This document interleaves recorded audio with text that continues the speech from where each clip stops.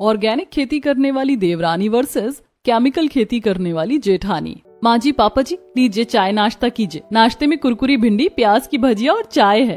अरे वाह बहू, तूने तो दिल खुश कर दिया ये बनाकर। अरे भाभी, नाश्ता बढ़िया तो बहुत है, लेकिन इतनी गर्मी में ये सब कौन खाता है? चारू खाने वाली होती है कि उसके हाथ से अशोक छीन कर खुद खा जाता है। पकौड़े तो खाने ही वाले हैं, खत्म ही कर देंगे, क्यों भैया? हाँ बिल्कुल भैया। अरे ये बड़ी बहू कहाँ है? अनामिका बहू, न तूने नाश्ता बनाया, सुबह से लैपटॉप में लगी है। आखिर क्या है ऐसा लैपटॉप में? चल आजा नाश्ता कर। अरे माँ जी, मैं कुछ जरूरी काम कर रही हूँ, मुझे टाइम लगेगा।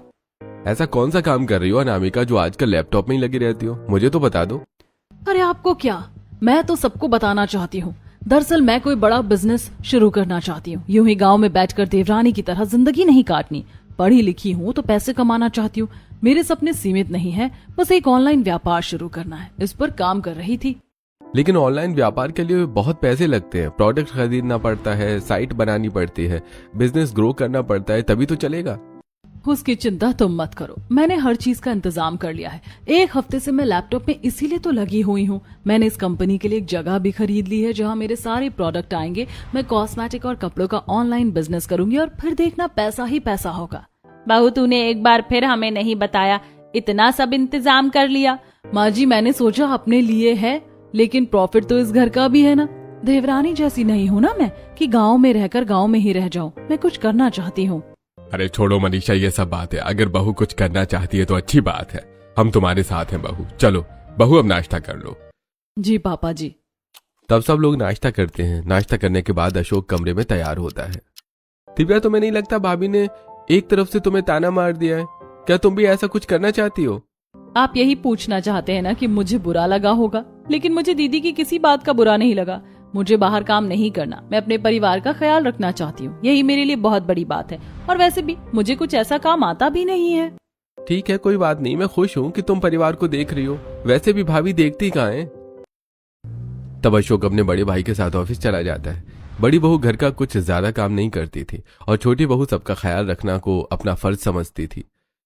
बड़ी बहू तैयार होकर, अरे बहू, चश्मा लगाकर इतनी धूप में कहाँ जा रही है? ओहो माँ जी, आपको टोकना नहीं चाहिए था। अपने नए काम के लिए जा रही हूँ जहाँ मेरे ऑफिस के प्रोडक्ट आए हैं। 5 लाख का माल आया है, देखने तो जाना पड़ेगा। हाँ हाँ देख ले, मैं तुझे टोकना नहीं चाहती थी।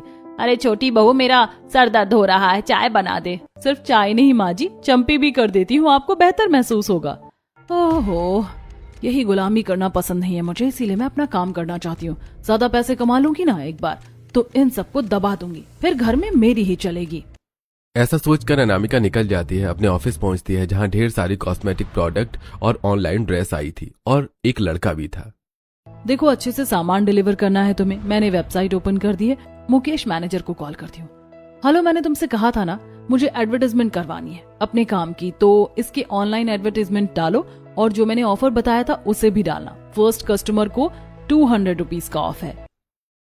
ऐसी अनामिका दिन रात मेहनत करती है। कुछ ऑर्डर्स निकल जाते, कुछ नहीं निकलते। महीना बीत जाता है, बैंक की पहली किस्त नहीं भर पाती। ये देखकर परेशान होती है। ऐसी दूसरे महीने की किस्त भी नहीं निकल पाती। दीदी, ये ऑर्डर तो वापस आ गया है और कस्टमर को मनी बैक चाहिए। क्यों चाहिए? क्या हो गया इस ऑर्डर में? इन लोगों को खरीदना ही नहीं होता तो टाइम क्यों बर्बाद करवाते हैं सामान लेकर? जैसे पहले सोचा था, मुझे बिल्कुल प्रॉफिट नहीं हो रहा है। नोटिस पर नोटिस आया जा रहा है। दीदी, वो पूछ रहा था आपने पिछले महीने की सैलरी भी छोड़ रखी है और इस महीने की भी। दिखाई नहीं दे रहा तुम्हें? 35 लाख का इन्वेस्टमेंट किया है, 36 लाख का घाटा हो गया है। कैसे दूं तुम्हारे पैसे?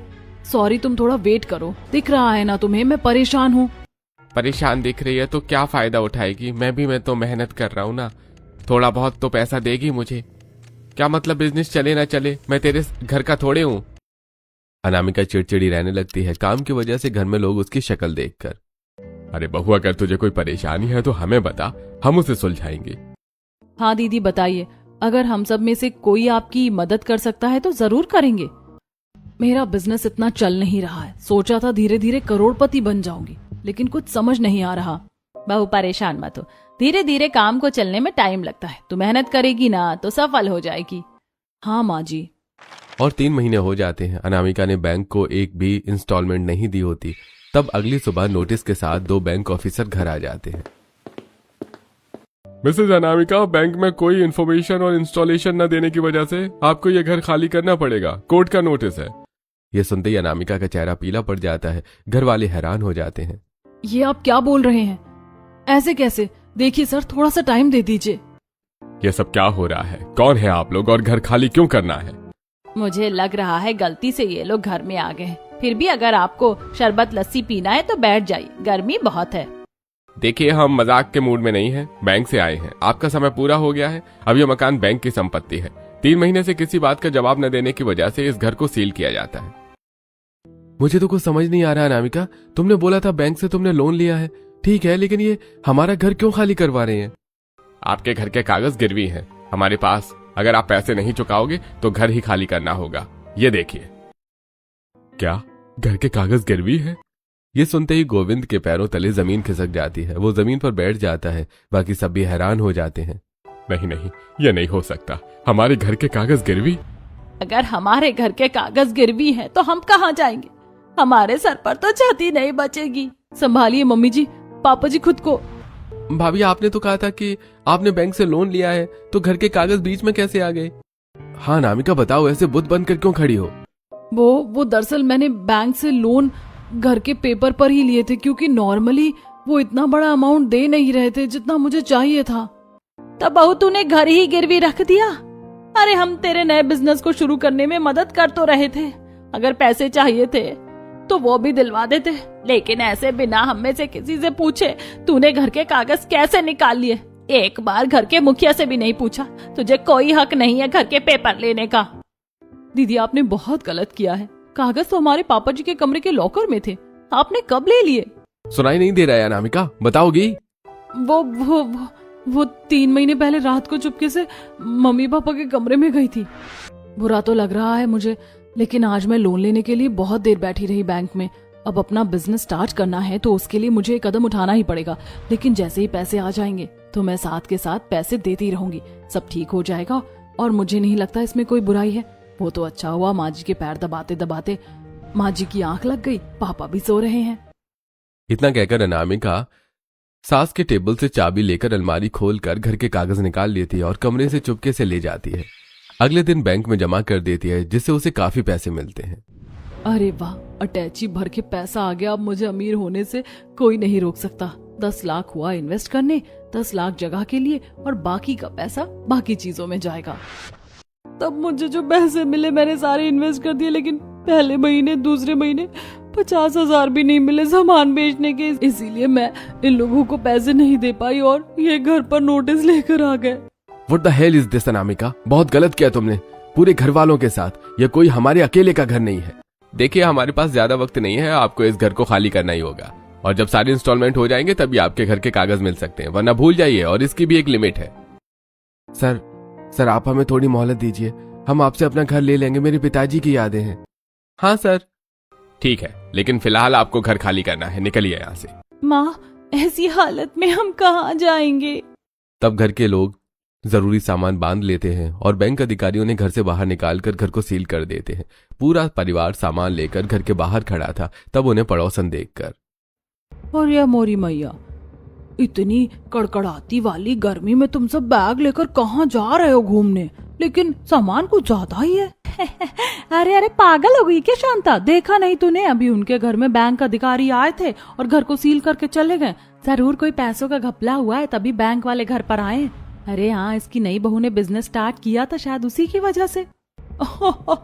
ओ हाँ, याद आया। वैसे मनीषा, तेरी छोटी बहू बहुत आज्ञाकारी और संस्कारी, गांव की होकर, लेकिन इस शहर वाली ने तो तेरी चप्पा तो लगा दी अच्छी खासी, और लिया पढ़ी लिखी बहू घर पर। भाई मैं तो बहुत खुश हूँ। मेरे घर दिव्या जैसी बहू है, ना कि इसके जैसी। बस कीजिए आंटी, शांत रहिए। जब कुछ पता ना हो ना तो बोला मत कीजिए। अरे मोरी मैया, एक तो चोरी, ऊपर से सीना चोरी। नहीं सुनीता, तू गलत बोल रही। रस्सी जल गई लेकिन बल नहीं गया। आंटी जी, अभी हम बहुत मुसीबत में हैं, प्लीज अभी आप शांत हो जाइए। ठीक है बेटा, हम तेरा लिहाज करके चुप है, लेकिन इसको ज्यादा सिर पर मत चढ़ा लेना। ऐसा कहकर पड़ोसन अपने घर के अंदर चली जाती है। वहीं पूरा परिवार अपना सामान लेकर रोड पर चलता रहता है। धूप में पांव जलते हैं, तब छांव में आकर बैठ जाते हैं। सबको प्यास लगती है तो दिव्या हैंडपंप से पानी लाकर पिलाती है। माँ जी पापा जी आप परेशान मत होइए, कोई ना कोई हल निकल आएगा। फिलहाल पानी पी लीजिए, वरना गर्मी की वजह से आप सबको चक्कर भी आ सकता है। बहू, चक्कर नहीं आएगा तो क्या होगा, तू ही बता। अब हम कहाँ जाएं? हमारे पास कुछ भी नहीं है। मेरे तो समझ ही नहीं आ रहा, ऐसा लग रहा सब कुछ खत्म हो गया। अनामिका बहू, तुझे ऐसा नहीं करना चाहिए था, हम कोई तो रास्ता निकाल देते। इतनी भी क्या चुल पड़ी थी तुझे बिजनेस खड़ा करने की कि घर को डुबा दिया। अब हम 40-45 लाख का जुगाड़ कहाँ से करेंगे? बैंक वालों ने ज्यादा समय की मोहलत भी नहीं दी है। आप चिंता मत कीजिए, कोई हल तो होगा। काश मैं मदद कर पाती, मुझे खेती के अलावा कुछ नहीं आता। बचपन से बस मैंने वही किया है। खेती? अरे हाँ, खेती से याद आया, अभी हमारे पास तो ससुर जी की जमीन है ना, 12 बीघा। हम वहाँ चलते, हम तो भूल ही गए थे। अरे हाँ, मैं भी भूल गया था कि पिताजी की जमीन है, लेकिन वो जमीन बंजर है। क्या करेगी इतनी धूप में उस बंजर जमीन पर जाकर? हाँ राजन जी, आप कोई कमरा या घर किराए पर देख लीजिए। दीदी आजकल हमें किसी के घर के नीचे या दुकान के आगे 5 मिनट के लिए भी नहीं खड़े रह सकते, और किराए पर रहने के लिए हमें 3 कमरे तो चाहिए ही। और उन 3 कमरों का पैसा और ये सामान सब कहाँ जाएगा? कम से कम हमारी जो जमीन है, बंजर ही सही, अपनी तो है ना। माँ जी हम वहीं चलते हैं, क्या पता वो बंजर जमीन ठीक हो जाए तो हम खेती कर सकते हैं। भाभी कोई चांस ही नहीं है। जब मैं 5 साल की थी तब उस बंजर जमीन के बारे में सुना था मैंने, और तब से कोई खेती नहीं हुई है। तो सोचो कितना बुरा हाल होगा, और वो भी इतनी बड़ी जगह। बहू बिल्कुल ठीक बोल रही है, हम वहीं चलते हैं। धूप में वो 2 किलोमीटर पैदल चलकर अपने 12 बीघा की जमीन पर पहुंच जाते हैं।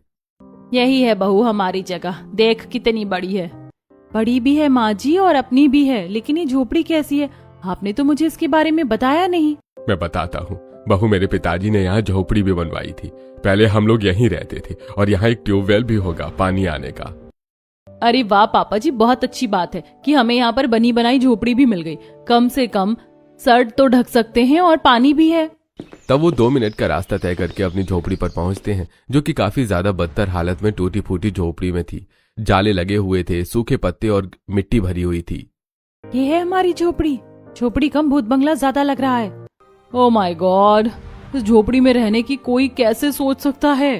दिव्या तुम्हारा दिमाग खराब है, कितना कचरा है यहाँ, गर्मी लग रही है, एसी भी नहीं है यहाँ। बहू इस जगह पर खड़ी होकर तेरा इतराने का और ये सब कहने का कोई मतलब नहीं है। भूल मत, तेरी वजह से ही आज सब लोग यहाँ पर हैं। गर्मी क्या, हर हाल में तुझे ऐसे ही रहना पड़ेगा। नहीं तो जा अपने पिताजी से पैसे मांग और घर के कागज छुड़वा। सॉरी माँ जी, पिताजी को पैसे देने ही होते तो हमें इतना सब झेलना नहीं पड़ता। मैं लकड़ी लेकर आ जाता हूँ छप्पर पर लगाने के लिए। इतना हिस्सा टूटा हुआ है। अब हम दोनों भाई कल ऑफिस जाएंगे। हाँ अशोक, हमने बहुत मेहनत करनी है, अपना घर छुड़वाना ही होगा। दोनों भाई जंगल से लकड़ी लेने चले जाते हैं। सास ससुर पेड़ की छांव के नीचे बैठे होते हैं। दिव्या अनामिका चारों घर की सफाई करने लगते हैं। तब धूल मिट्टी की वजह से खांसते हुए अनामिका, ओहो, मुंह ढकने के बाद भी धूल मिट्टी में घुस रही है। यू भाभी, बहुत कचरा है, कैसे होगा ये सब ठीक? अरे हो जाएगा, अभी तो मुझे मिट्टी का चूल्हा भी तैयार करना है, थोड़ी देर में सबको भूख लगेगी। काम करते करते तीनों गर्मी से परेशान हो जाती हैं। सारा कचरा निकाल देती हैं, जाले हटा देती हैं। इतने में दोनों बेटे लकड़ी ले आते हैं। जो भी छप्पर टूटा हुआ होता है वहां लकड़ी और घास से छत ढक देती हैं। जलती हुई लकड़ियों की आंच उसे बहुत तेज लगती है। बाप रे, कैसे आग धड़क रही है। मेरा तो चेहरा ऐसा लग रहा है जैसे जल रहा है। दीदी जरा इस कढ़ी को चला दीजिए, मैं रोटी सेक रही हूँ। अरे ना बाबा, मुझे चूल्हे पर काम करना नहीं आता, और तुम्हारी शक्ल देखकर मुझे नहीं लगता कि मैं इतनी गर्मी में यहाँ बैठ सकती हूँ। तुम खुद कर लो। चारू तुम करो। हाँ हाँ बड़ी भाभी, आप क्यों करेंगी? आप तो मोमबत्ती हो ना जो पिघल जाओगी। सारी गर्मी आपको लगती है, हम दोनों को तो लग ही नहीं रही है। बस करो तुम लोग, हालात बिगड़ गए लेकिन फिर भी मुंह चलना बंद नहीं हुआ। बैठ जाओ तुम, ये काम मैं कर लूंगी।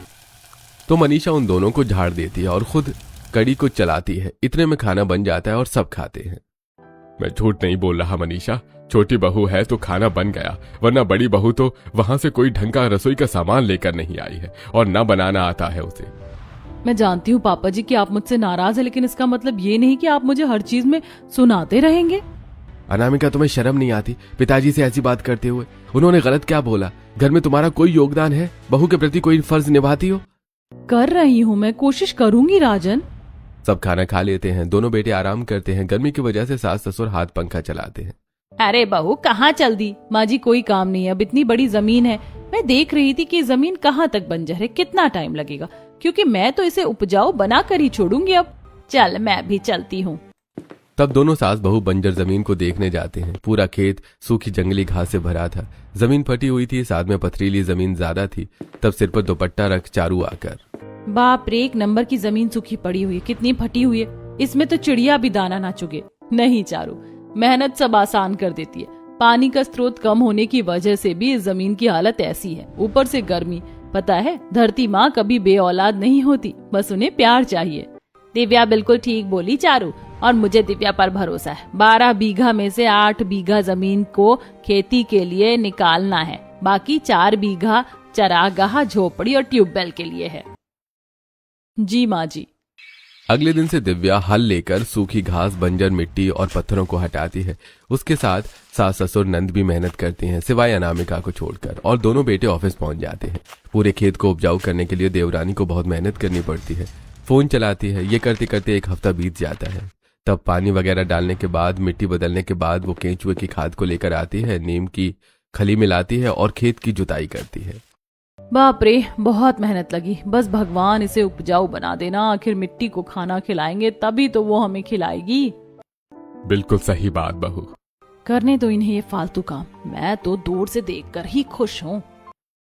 पानी डालने के बाद सब लोग अच्छे परिणाम का इंतजार करते हैं। इसी बीच दोनों भाई की कंपनी में ऐसा लॉस होता है कि कंपनी ठप पड़ने के बाद कंपनी बंद करनी पड़ती है।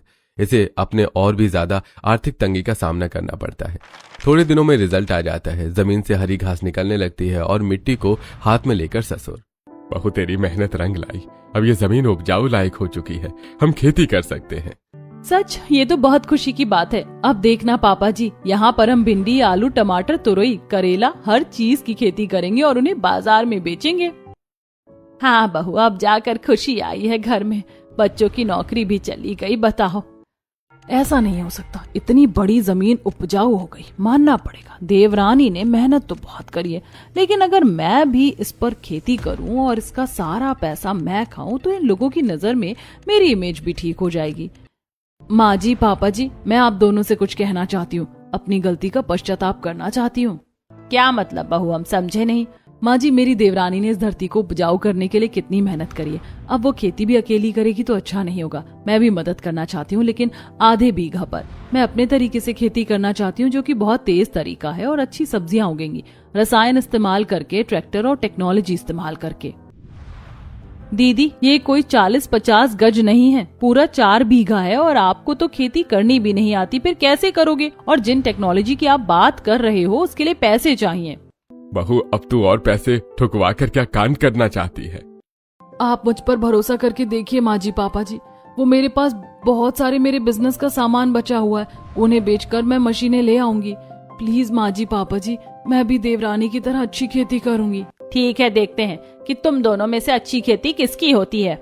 दोस्तों, आपको क्या लगता है, क्या ऑर्गेनिक तरीके से देवरानी अच्छी खेती करेगी या रसायन तरीके से खेती करके जेठानी जीतेगी? अपनी राय हमें जरूर दें।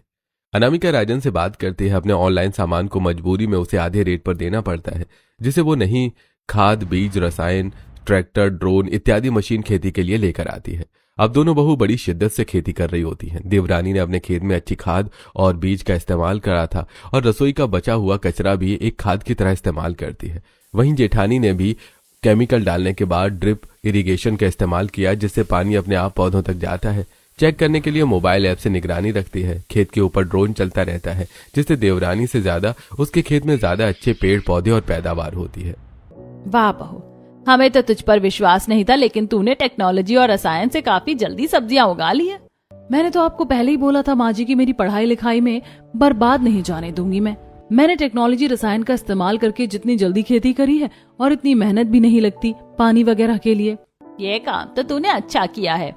दिव्या के साथ उसका पति भी खेत में मेहनत करवाता था। दिव्या देसी कीटनाशक जैसे कि लहसुन का पानी, गौमूत्र और नीम का घोल डालती है। उसके खेत में भी कुछ कुछ सब्जी आ गई थी, लेकिन अभी छोटी थी और बहुत कम थी। तभी अनामिका, लीजिए माँ जी, पापा जी, आज खेत में बैठकर चाय पीजिए। मेरे रसायन तरीके से खेती अच्छी हुई है ना। आज तो मैं आपको अपने खेत की सब्जियों की सब्जी बनाकर खिलाऊंगी। लेकिन देवरानी जी का खेत देखे कौन से ऑर्गेनिक तरीके से उगाना चाहती है, अभी तक ढंग से सब्जियां नहीं होगी। दिव्या, तुमने बचपन से ये सीखा, फिर भी तुम्हारी खेती इतनी अच्छी नहीं हो रही। किसने कहा दीदी मेरी खेती इतनी अच्छी नहीं हो रही? ऑर्गेनिक तरीके से खेती करने में टाइम लगता है, लेकिन बहुत अच्छी खेती होती है। जबकि रसायन तरीका केमिकल से जल्दी पैदावार बढ़ाता है और आपको इसका इस्तेमाल ज्यादा नहीं करना चाहिए। देखा माँ जी, पापा जी, इसका जलना शुरू हो गया।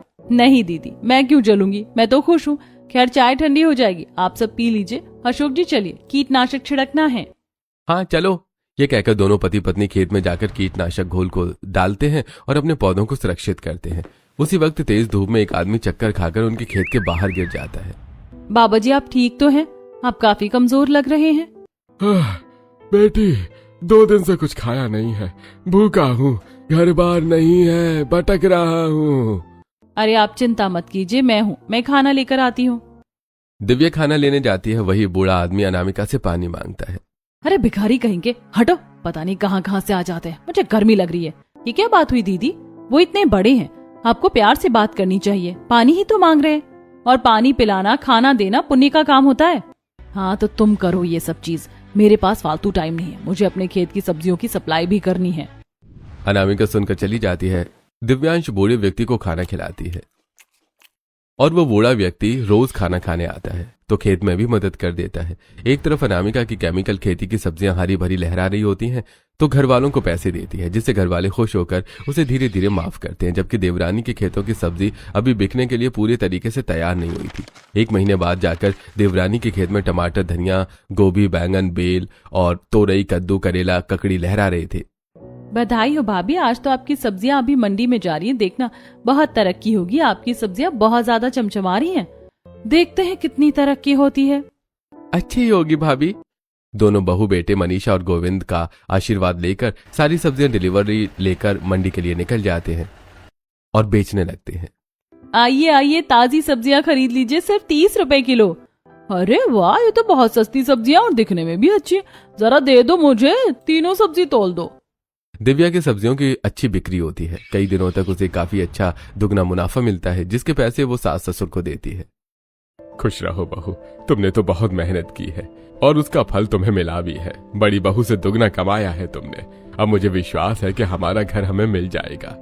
हाँ पापा, आखिर भाभी ने कर दिखाया। जो जमीन बंजर थी उस पर सोना उगा दिया। इसकी इतनी तारीफ कैसे हो सकती है, जबकि धीरे धीरे इसकी सब्जी होगी। और मुझसे ज्यादा मुनाफा क्या है? अब तो मुझे और केमिकल रसायन का इस्तेमाल करना होगा ताकि इससे ज्यादा पैसे कमाऊं। अनामिका धीरे धीरे अपने खेत में केमिकल का इस्तेमाल ज्यादा करती है। कभी यूरिया, डीएपी, कभी तेज कीटनाशक की दवाइयां, जिससे सब्जियां ज्यादा हो गईं और कीड़ों से बचे। लेकिन उसकी सब्जियों पर उल्टा प्रभाव लगता है, पौधे पीले पड़ने लग जाते हैं। बहू, तूने खेत में कुछ किया है क्या? दवाई की महक सी आ रही है और ये पौधे पीले पड़ने लगे हैं। देखिए टमाटर तो सड़ गया। नहीं माँ जी, मैंने ऐसा कुछ नहीं किया, बस जो थोड़े बहुत रसायन का इस्तेमाल करती हूँ वही है। इस टाइम देवरानी अपने खेत में और खाद गोबर का इस्तेमाल कर रही थी। तभी मुंह पर फेस पैक लगाकर नंद आती है। भाभी आज तो धूप कम है और कुछ अच्छा बना दो। ओहो, ये मेरे पैरों में क्या लग गया? ईयू! चारू, तुम्हारे फेस पैक के साथ फुट मास्क फ्री में हो गया, वो भी देसी। और करो गोबर का इस्तेमाल अपने खेत में। लग गया पैर में गोबर। ये सब बातें होती रहेंगी। घर में जाकर पहले लस्सी पी लो, तुम्हारी माँ ने बनाई है। ये आज तो लस्सी मिलेगी। सब लोग मजे से लस्सी पीते हैं। दिव्या जब अशोक को मंडी में और सब्जी देने जाती है तब उसे 2 बूढ़े दंपत्ति मिलते हैं। अरे आप रो क्यों रहे? किससे ढूंढ रहे? अगर आपको घर छोड़ना है तो मुझे बता दीजिए, एड्रेस दे दीजिए। एड्रेस कहाँ से दे बेटा, हम तो शहर के रहने वाले, हमारे बहू बेटे हमें यहाँ छोड़कर चले गए। हाँ, हमारा कोई अता पता नहीं है बेटा, ना कुछ खाया है, बस भटक रहे हैं गर्मी में। आजकल के नौजवान पीढ़ियों को पता नहीं क्या हो गया है, अपने ही माता पिता को घर में नहीं रख सकते। आप मेरे साथ आ जाइए, मेरे पास अच्छी जगह नहीं है लेकिन आपको खाना जरूर दे सकती हूँ। दिव्या अपने घर लाकर उन्हें खाना खिलाती है, जिससे वो और पहले वाले बूढ़े अंकल रहने लगते हैं और अब वो उनके खेत में काम भी करवाते हैं। दिव्या की फसल की अच्छी बिक्री हो रही थी, जबकि जेठानी के केमिकल की वजह से उसकी सारी खेतों की सब्जियां बर्बाद हो जाती हैं और उसका केमिकल झाग देवरानी के खेतों में भी आता है। तब दिव्या देखकर, हे भगवान, ये तो दीदी के रसायन गोल का झाग इधर आ रहा है। कहीं मेरी सब्जियां बर्बाद हो गई तो मुझे कुछ करना होगा। बाबा जी, आंटी जी, मेरी मदद कर दीजिए और मिट्टी पत्थर लाकर थोड़ा बाड़ा बना दीजिए। हाँ बेटा। वो बूढ़े लोग उसकी मदद करते हैं। इस तरह से दिव्या के खेत की सब्जियां बच जाती हैं। दीदी, ये सब क्या है? आप अपने खेत में इतना रसायन डाल रहे हो कि वो बहकर मेरे खेत में आ रहा है। आपकी तो सब्जी सड़ रही है, लेकिन मेरे ऑर्गेनिक खेत में ये सब मत कीजिए। हाँ, तो मैंने जानबूझकर नहीं किया, अपने आप चला गया है वो। इतने में कृषि टीम आकर दोनों बहू के खेतों की जांच करती है। उनकी मिट्टी और पेड़ पौधों की ऐसा ही वो बाकी के गांव के खेतों में भी कर रहे थे और चले जाते हैं। वहीं मंदिर में बड़े बड़े होटलों में दिव्या की सब्जी जाने लगती है और उसे मुनाफा होता है और जेठानी की सब्जियां वापस आने लगती हैं। अरे मैडम, ये क्या है? हमने आपसे 2000 रुपए की सब्जियां ली थी। ये सारी सब्जियां कीड़े वाली हैं, बैंगन भी, गोभी भी और ये बदबू लग रही है। हमें नहीं चाहिए आपकी सब्जियां। अजी, बाबर के खेत में देख कितनी अच्छी सब्जियां हैं। अरे आप हमें बेच दीजिए, ग्राहक हमसे रूठ रहे हैं ऐसी बेकार सब्जी की वजह से। ये रसायन वाली जो है, पर आपकी तो ऑर्गेनिक लगती है ना। जी ऑर्गेनिक है, ले जाइए। सिर्फ 1000 रुपए की है ये सारी। इसकी इतनी हिम्मत। ये सब कुछ देवरानी के ऑर्गेनिक सब्जियों की वजह से हो रहा है और मेरी रासायनिक सब्जियां फेल हो गई। अब गांव के लोगों को, आसपास के लोगों को भी दिव्या के ऑर्गेनिक खेत की सब्जियां अच्छी लगती हैं और उसके सब्जियां बनाने पर खुशबू अलग से आई थी। बूढ़े दंपति लोग भी खाकर तारीफ करते थे और अनामिका रसायन तरीके से ही अपने खेत को ठीक करने की कोशिश करती है। ड्रोन का इस्तेमाल करती है, लेकिन कोई फायदा नहीं होता। ज्यादा सब्जियों के उगने से अब बहुत अचार बनाकर भी बेचे लगता, जिससे उन्हें बहुत प्रॉफिट होता है मार्केट में। और अब घर भी झोपड़ी से अच्छा खासा बनवा लेते हैं। फिर एक दिन गांव में कृषि समारोह होता है और उसे कृषि टीम अवार्ड से सम्मानित करती है और इनाम देती है। हमें बहुत खुशी हो रही है कि दिव्या जी आपको इस अवार्ड से सम्मानित करके अपने ऑर्गेनिक तरीके से काफी अच्छी फसल उगाई है और आपकी मिट्टी की उर्वरता भी बहुत अच्छी थी, इसलिए आपको यही नाम भी दिया जाता है। और हम चाहते हैं कि इस गांव के किसान लोगों का भला करें, इन्हें कृषि ट्रेनिंग दें। बाकी गांव में और भी लोगों की खेती को हमने जांचा था और आपकी जेठानी की मिट्टी की उर्वरकता बहुत ही ज्यादा खराब और केमिकल से भरी थी। ध्यान रखिए कि वहाँ भी ऑर्गेनिक तरीके से ही सब्जियां उगे। ये लोगों की सेहत के साथ खिलवाड़ है। जी जरूर, मैं ध्यान रखूंगी। अवार्ड से सम्मानित करने के लिए आपका बहुत बहुत शुक्रिया। दिव्या जब घर लौटती है तो गांव के लोग उसकी तारीफ करते हैं। वहीं मनीषा अनामिका को सुनाती है, बहू, हम तेरे पर भरोसा करने लगे थे। हमें लगा चीज अपने आप खराब हो रही है। तूने पूरी मेहनत करी, लेकिन तूने तो जानबूझकर इतने बड़े खेत में सब बर्बाद कर दिया। अरे इतना भी किसी को केमिकल नहीं डालना चाहिए कि अंदर की जड़ें ही मर जाएं। अब तुझे पता है कि कितनी दुगनी मेहनत करनी पड़ेगी इस खेत पर। घर डुबोया और खेत भी डुबो दिया। मुझे माफ कर दीजिए माँ जी, मुझे लगा था ज्यादा केमिकल डालने से मैं अपनी देवरानी से आगे निकल जाऊंगी, ज्यादा सब्जी उगेंगी, ज्यादा पैसे आएंगे। मेरा लालच बढ़ गया और उसने सब बर्बाद कर दिया। दिव्या, मुझे माफ कर दो, मेरी वजह से तुम्हारी खेती भी बर्बाद होने वाली थी। सच में ऑर्गेनिक खेती ही सही तरीका होता है। वक्त लगता है लेकिन केमिकल सब बर्बाद कर देता है। क्या तुम ऑर्गेनिक खेती करना सिखाओगी? क्यों नहीं दीदी, मैं मना कैसे कर सकती हूँ। नुकसान हुआ भी तो हमारा था, फायदा होगा तो भी हमारा ही। इस तरह दोनों बहू रासायनिक खेत में से सारा रसायन हटा देते हैं और अच्छी खाद उर्वरक बीज डालकर ऑर्गेनिक खेती करना शुरू करते हैं, जिससे कुछ ही महीनों में अच्छी हरी भरी सब्जियां आती हैं और मार्केट में बहुत बिकती हैं। 6 महीने के संघर्ष में वो इतने पैसे जमा कर लेते हैं कि बैंक अधिकारी से अपने गिरवी कागज को ले आते हैं। अब उनका घर छूट जाता है। बहू, ये तेरी मेहनत से हुआ है कि हमने एक नया घर बनवा लिया। ये घर भी वापस आ गया और हमारा खेत इतना हरा भरा उपजाऊ हो गया। कैसे एहसान उतारूंगा तेरे। पापा जी शर्मिंदा मत कीजिए दीदी, मैंने बल्कि हम सब ने बहुत मेहनत की है इसके लिए। हमारा घर तो बन गया, अब इस घर का क्या करें। माँ जी, आपको बुरा ना लगे तो इस घर को हम वृद्धाश्रम बना सकते हैं, मासूम लोगों के रहने के लिए। और ये भी तो हमारे खेत से जुड़ गए हैं, हमारे मजदूर हैं। ठीक है, अब से ये घर वृद्धाश्रम के लोगों के लिए है।